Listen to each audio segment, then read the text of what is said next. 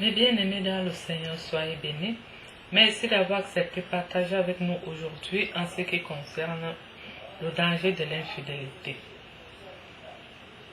Comme nous avons toujours eu à discuter concernant les paroles de notre Seigneur, où notre Seigneur nous a dit clairement que le salaire du péché, c'est la mort. Alors, je vais vous raconter l'histoire d'un monsieur qui s'était retrouvé dans une situation critique à cause de l'infidélité. Alors, c'est un monsieur qui avait fait un très bon mariage. Il était vraiment tombé sur une très très bonne épouse qui était vraiment digne de son nom, quoi. Elle était jolie et puis elle faisait de très beaux enfants.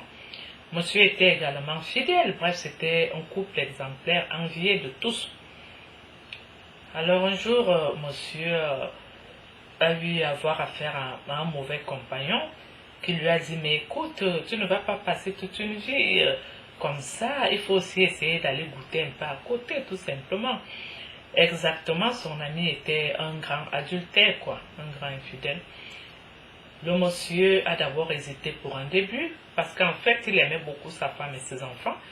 Et depuis qu'il vivait dans son couple, il n'avait pas de problème avec son épouse, tellement il était heureux.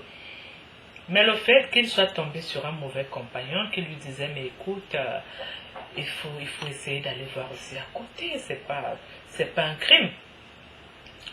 Le monsieur va donc, finalement il avait cédé, quoi. Alors il était tombé sur une maîtresse, alors il trompait sa femme avec la maîtresse, tout se passait bien, tout. Et puis à un moment, la maîtresse lui annonce qu'elle est enceinte, qu'elle attend un enfant. Le monsieur était coincé, ne savait quoi faire. Demanda à la maîtresse d'avorter. La maîtresse a dit, il est hors de question. Je n'avorte pas. Alors, elle était obligée de garder la grossesse et elle a accouché un enfant. L'homme se retrouvant maintenant coincé parce que dans tous les cas, il avait signé un acte de mariage monogame. Et maintenant qu'il se retrouvait entre deux femmes, son épouse légitime ne savait pas que monsieur était infidèle, avait même déjà fondé une autre famille dehors. L'homme également avait peur d'avouer cette vérité à sa femme parce qu'il savait que c'est mal ce qu'il a fait. Ça fait des problèmes.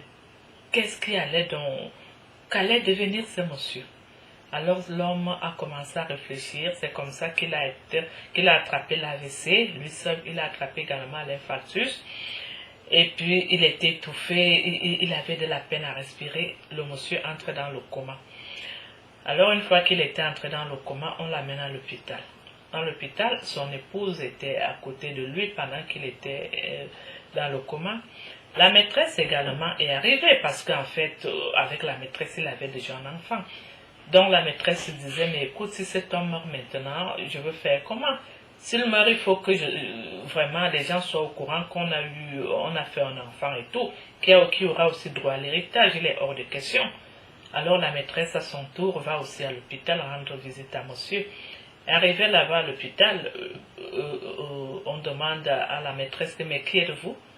La maîtresse dit, mais je suis son autre femme, nous avons même un enfant. Et alors quand les deux femmes se sont croisées, dès que la maîtresse avait avoué à l'épouse légitime que, mais écoutez, j'ai vu avec votre mari, nous avons même un enfant. L'homme n'était plus dans le coma, il était déjà conscient. Alors, une fois qu'il avait vu ces deux femmes se croiser, et dès que la maîtresse avait déclaré la vérité à l'épouse légitime, le monsieur n'a pas pu résister à cette souffrance, il a rendu l'âme. C'était un arrêt cardiaque, il a rendu l'âme. Mais bien aimé dans le Seigneur, le salaire du péché, c'est la mort. C'est la vie, l'histoire de ce monsieur se raconte jusqu'à nos jours. Le monsieur avait été trompé par le démon. Par le démon. Son soi-disant ami qui l'avait entraîné à l'infidélité, on se demande même si c'était un simple être humain, si ce n'était pas le démon venu en chair. Ces démons qui viennent en chair de nos jours, c'est pour venir tromper les humains. Méfions-nous vraiment des personnes qui nous fréquentent. Méfions-nous parce qu'en fait, je vous rappelle que les véritables enfants de Dieu sont tentés à tout niveau et partout où ils peuvent se trouver. Mais bien aimés dans le Seigneur, vraiment, c'est triste, ces histoires d'infidélité-là. Je vais aussi vous raconter l'histoire d'un jeune homme qui habitait avec son oncle à la maison. Alors le jeune homme habitait avec son oncle à la maison et convoitait l'épouse de son oncle. Un jour, son oncle n'était pas là. Le jeune homme est allé sauter sur l'épouse de son oncle afin de la violer. Et en violant la femme, ce jeune homme ne savait pas que le couple, normalement, était un couple qui était malade et qui était franchement séropositif. Et donc, il ne savait pas, c'était un couple uni, mais séropositif. En fait, c'était deux séropositifs qui s'étaient croisés et qui sont tombés amoureux l'un l'autre. Ils se sont dit, bon, on n'a rien à gagner, on n'a rien à perdre, nous sommes tous séropositifs, pourquoi ne pas faire notre vie à deux?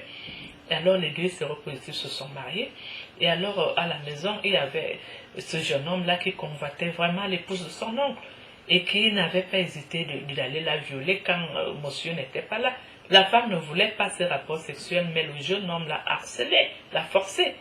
Et donc, quand le jeune homme s'était retrouvé malade et tout, et il n'a pas pu supporter également le choc.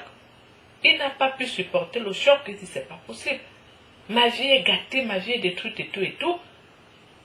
Donc cette femme était atteinte. Alors qu'est-ce qu'il avait fait? Il s'était pendu. Je vous dis pendu. Pendu. Donc vraiment, il y a un proverbe qui nous dit que quelqu'un dort tel qu'il fait son lit. Quelqu'un dort tel qu'il fait son lit. Et il y a même beaucoup de problèmes dans ces histoires d'infidélité-là, des dangers d'infidélité qui ne sont même pas démontrés. Toi maintenant, une femme, tu es marié et tout, alors un homme te drague sur Internet, tu ne sais pas que c'est ton propre mari qui s'est déguisé en cet homme qui te drague sur Internet pour savoir quel genre de femme tu es. Il se déguise en homme dragueur sur Internet et vous prenez rendez-vous et tout. Le jour que tu arrives au lieu du rendez-vous, tu te retrouves nez à nez avec ton propre mari. Nez à nez avec ton propre mari. Qu'est-ce que tu vas faire? Non seulement que tu perds ton mari, mais la honte et la mauvaise réputation qui t'envahiront toute ta vie, nul ne sait si tu pourras supporter cette douleur, si tu n'iras pas te pendre comme les autres. Quand tu as déjà choisi de te caser quelque part, case-toi et reste tranquille. Ces histoires de regarder à gauche et à droite là ne nous attirent que des ennuis. Quand tu sais que tu n'es pas sûr à 100% de l'homme qui veut t'épouser, réfléchis d'abord, prends ton temps avant de te marier, que de te retrouver dans des situations honteuses et si ridicules, des situations meurtrières et vraiment catastrophiques. Bien-aimés dans le Seigneur, merci d'avoir accepté de partager avec nous en ce qui concerne les dangers d'infidélité. Soyez bénis et nous nous retrouverons au partage suivant. À tout bientôt.